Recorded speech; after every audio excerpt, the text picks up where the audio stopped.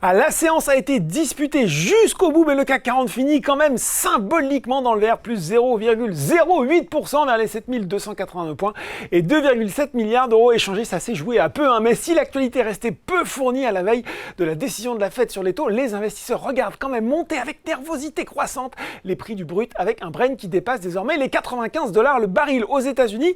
C'est donc la nervosité qui domine avec à 17h45 un Dow Jones en baisse de 0,7% et un Nasdaq à moins 0,8%.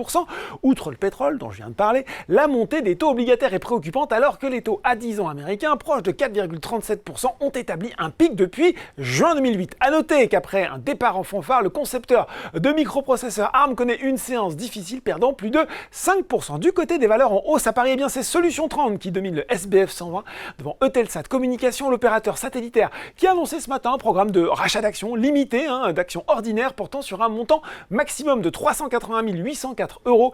Technip Energy et Total Energy profitent logiquement de la flambée du pétrole. La major pétrolière établit même un plus haut historique à 63,25 € en cours de séance sur le CAC 40. C'est encore Renault qui finit en pole position, le constructeur automobile qui gagne désormais plus de 22% depuis le début de l'année.